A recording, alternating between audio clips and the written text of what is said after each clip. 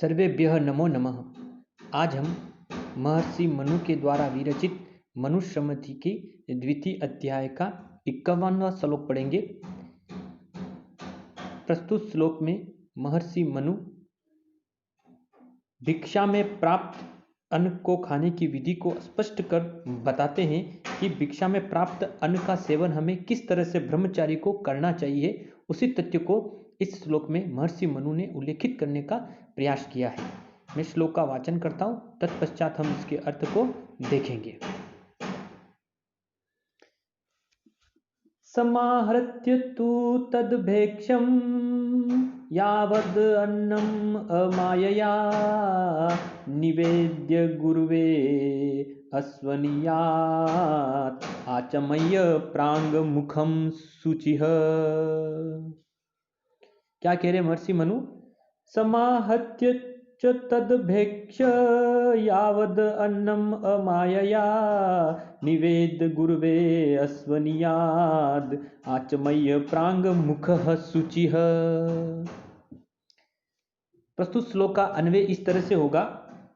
तु तत्भेक्षम यावत् अन्नम समाहृत्य अमायया गुरुवे निवेद्य आचमय्य शुचिः प्राङ्मुखः अस्वनीयात्। यानी तू तत् भिक्षम यावत, यानी उस भिक्षा में, यानी ब्रह्मचारी जो भी भिक्षा मांग कर लाया उसके संदर्भ में बता रहे कि तू तत् भिक्षम यावत, यानी उस भिक्षा में यावत यानी जितना भी अन्नम समाहृत्य, यानी जितना भी अन्न हमें प्राप्त होता है, समाहृत्य होता है यानी अन्न जो प्राप्त हुआ है उसे लाकर अमायया गुरुवे निवेद्य। अमायया, अमायया का तात्पर्य यहाँ पर है शुद्ध भाव से गुरुवे निवेद, यानी गुरु जी को क्या करना चाहिए? निवेद करना चाहिए, यानी गुरु जी को अर्पण करना चाहिए। गुरु जी को निवेदन करके आचमय शुचि, यानी आचमय करते आचमन करके, और शुचि यानी पवित्र होकर, प्रांगमुख, प्रांगमुख का तात्पर्य पूर्व दिशा की ओर मुख करके अस्वनीयात, यानी उस भोजन को हमें करना चाहिए। यानी भिक्षाटन में खाए हुए अन्न का सेवन हमें किस तरह से करना, इस तथ्य को महर्षि मनु बताते हुए कह रहे हैं कि तू तत् भेक्षम यावत, यानी उस भिक्षा में जितना भी अन्न हमें प्राप्त हो उस अन्न को समाहृत्य, है ना, तू तत् भिक्षम यानी उस भिक्षा में यावत यानी जितना भी अन्नम यानी अन्न, समाहृत्य यानी प्राप्त हो उसे लाकर अमायया, अमायया का अर्थ शुद्ध भाव से गुरुवे यानी गुरु को, निवेद्य यानी निवेदन करके, और आचमय यानी आचमन करके, शुचि यानी पवित्र होकर, प्रांगमुख यानी पूर्व दिशा की ओर मुख करके, अस्वनीयात यानी उस भोजन को हमें करना चाहिए। यानी महर्षि मनु का कथन है कि ब्रह्मचारी को भिक्षा में जितना भी जैसा भी अन्न अथवा मिष्टान प्राप्त हुआ हो उसे लाकर निष्कपट भाव से सर्वप्रथम अपने गुरु की सेवा में उस अन्न को समर्पित करना चाहिए। तदंतर जितना भी अन्न गुरु अपने शिष्य को भोजन हेतु पुनः प्रदान करे उसे आचमन करके एवं पवित्र होकर तथा पूर्व दिशा की ओर मुख करके अत्यंत शांति एवं शुचिता पूर्वक भोजन करना चाहिए। इस तरह से महर्षि मनु ने हमें ब्रह्मचारी को भिक्षा में प्राप्त अन्न का सेवन किस तरह से करना चाहिए उस संदर्भ को इस श्लोक में उल्लेखित किया है। पुनः श्लोक का वाचन करते हो, एक बार अर्थ को फिर से देखते हैं कि क्या कह रहे हैं महर्षि मनु कि समाहत्य च तद्भेक्ष यावद् अन्नम अमायया निवेद्य गुरुवे अस्वनीयात् आचमय्य प्राङ्मुखः शुचिः।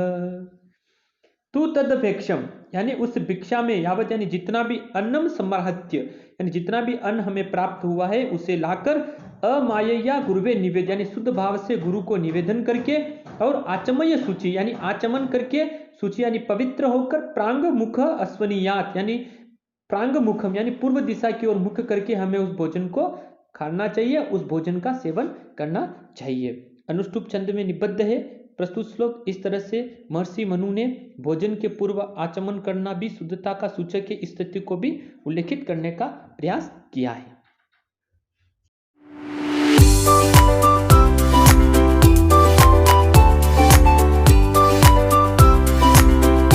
सर्वेभ्यः नमो नमः।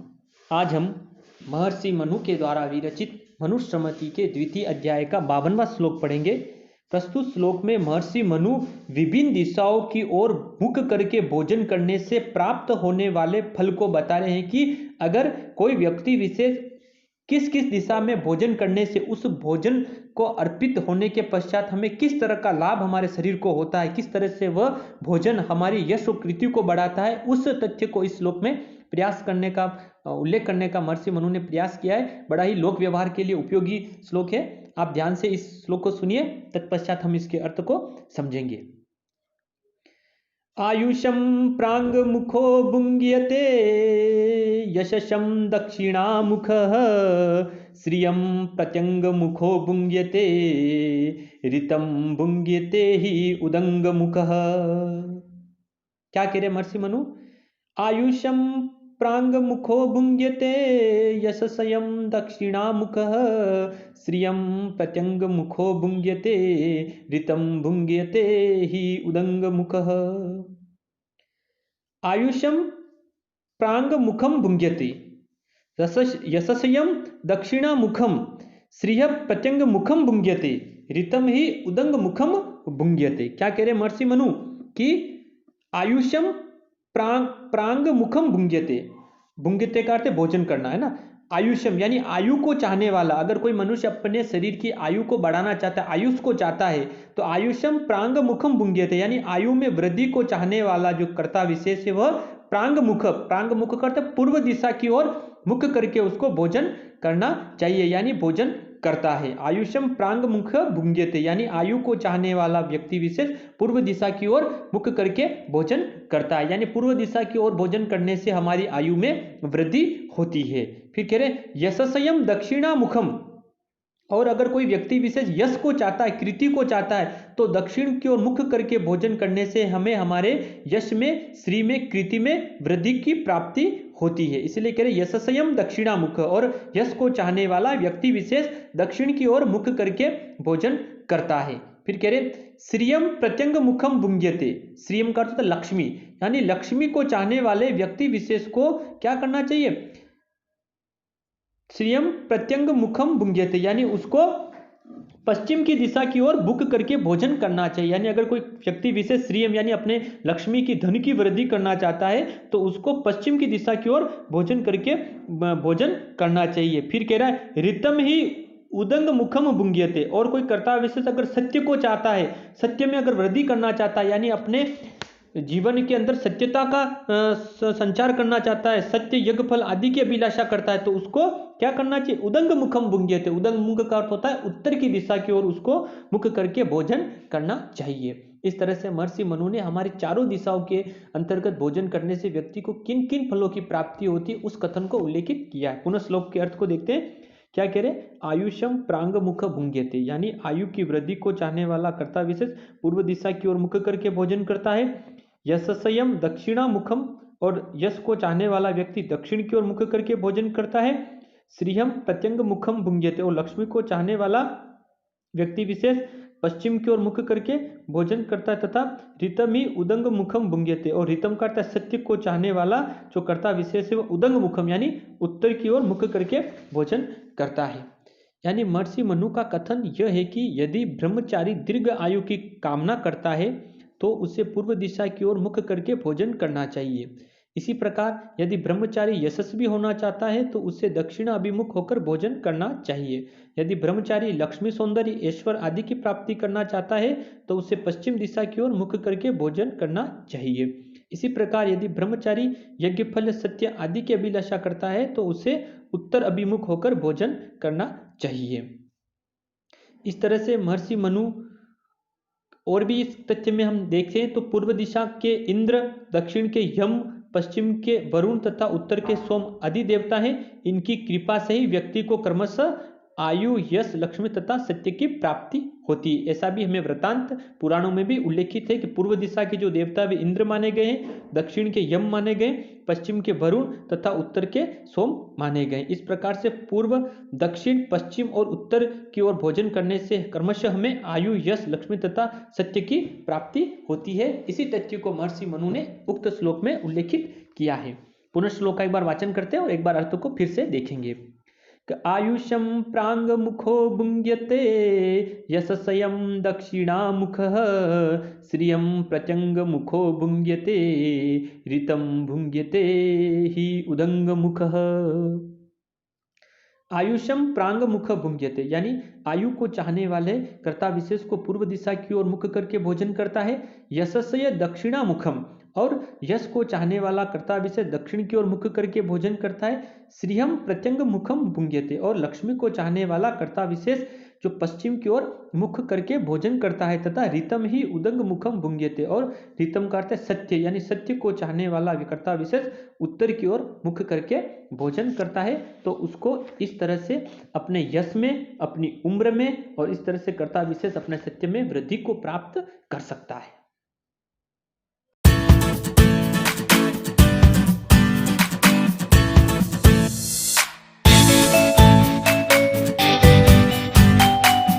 सर्वेभ्य नमो नमः।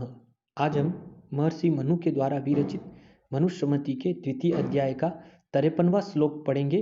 प्रस्तुत श्लोक में महर्षि मनु भोजन के पश्चात आचमन विधि को उल्लेखित कर रहे हैं कि भोजन के पश्चात हमें किस तरह से आचमन विधि का विधान करना चाहिए, उसके संदर्भ में बताने का प्रयास किया है। मैं श्लोक का वाचन करता हूं, तत्पश्चात हम इसके अर्थ को देखेंगे। उपस्पृश्य द्विजो नित्यम् अनम अध्यात् समाहित भुक्त्वा च उपस्पृशेत सम्यक अदबी खानी च संस्पृशेत। क्या कह रहे महर्षि मनु? उपस्पृश्य द्विजो नित्यम् अनम अध्यात् समाहित भुक्त्वा च उपस्पृशेत सम्यक अदबी खानी च संस्पृशेत। उक्त श्लोक का अन्वय इस तरह से होगा कि द्विजः नित्यम उपस्पृश्य समाहित अनम अध्यात् भुक्त्वा च अदबी सम्यक उपस्पृशेत खानी च संस्पृशेत। क्या करें कि जो द्विज ब्रह्मचारी है, यानी चारों वर्णों के जो ब्रह्मचारी है, वे क्या करें कि द्विज ब्रह्मचारी यानी जो भी ब्रह्मचारी है, नित्यम उपस्पृश्य यानी नित्य उपस्पृश्य का आचमन करके और समाहित यानी एकाग्रचित होकर अन्नम अध्यात् यानी अन्न को ग्रहण करे। कहने का तात्पर्य है कि द्विजम नित्यम यानी द्विज ब्रह्मचारी, नित्यम यानी हमेशा, नित्य, उपस्पृश्य, उपस्पृश्य का अर्थ है उपस्पृश्य से लय प्रत्यय करके निष्पन्न हुआ है, जिसका अर्थ है नित्य आचमन करके, और समाहित, समाहित का अर्थ है एकाग्रचित होकर यानी अपनी इंद्रियों को एकाग्रचित करके, अन्नम अध्यात् यानी अन्न को वह क्या करे, अध्यात् यानी ग्रहण करे, और भुक्त्वा च अदबी और भोजन करके यानी भोजन करने के पश्चात, अदबी, अदबी का तात्पर्य यहाँ पर जल से यानी पुनः जल के द्वारा सम्यक यानी भली भांति उपस्पृश यानी आचमन करे, तथा खानी च संस्पृशेत, खानी, खानी शब्द यहाँ इंद्रियों के संदर्भ में आया, खानी च संस्पृशेत यानी अपनी इंद्रियों का स्पर्श करें, यानी उसकी जो भी इंद्रिया है हाथ धोने के पश्चात, आचमन करने के पश्चात अपने नाक, कान, मुख के ऊपर उस प्रकार का स्पर्श करे, ताकि हमें यश बल आदि की वृद्धि होनी हो तो होए उसकी, है ना। इसलिए खाना खाने के पश्चात हमें भी क्या करना चाहिए, श्रोत्र, चक्षु, घ्राण यानी अपने आंखें, कान, नाक आदि का इंद्रियों का स्पर्श करना चाहिए। इस तरह से हमें आचमन विधि का लाभ बताया है। इसको करने से मनुष्य को एकाग्रचित्तता और उसके यश बल और जो भोजन हमने खाया है वह हमारे शरीर के अंतर्गत क्या करता है, पुष्टिता को बढ़ाता है, पौष्टिकता को बढ़ाने में सहायक होता है। इसीलिए महर्षि मनु कह रहे हैं कि द्विजः नित्यम यानी द्विज, नित्यम यानी ब्रह्मचारी, नित्य यानी हमेशा, उपस्पृश्य यानी आचमन करके, समाहित और एकाग्रचित्त होकर, समाहित करते एकाग्रचित्त होकर, अन्नम अध्यात् यानी अन्न को ग्रहण करे, और भुक्त्वा च अदबी और पुनः भोजन करने के पश्चात, अदबी यानी जल के द्वारा, सम्यक उपस्पृशेत और भली प्रकार से आचमन करे, तथा खानी च संस्पृशेत और खाना खाने के पश्चात, खानी, खाने का इंद्रियों और भली भांति अपनी इंद्रियों का स्पर्श करे। यानी मनु का कहने का तात्पर्य यह है कि ब्राह्मण, क्षत्रिय तथा वैश्य वर्ण के ब्रह्मचारी को सदैव आचमन करके तथा पूर्णतः एकाग्रचित होकर भोजन करना चाहिए। साथ ही भोजन कर लेने के पश्चात शास्त्र उक्त विधि से पुनः आचमन करना चाहिए।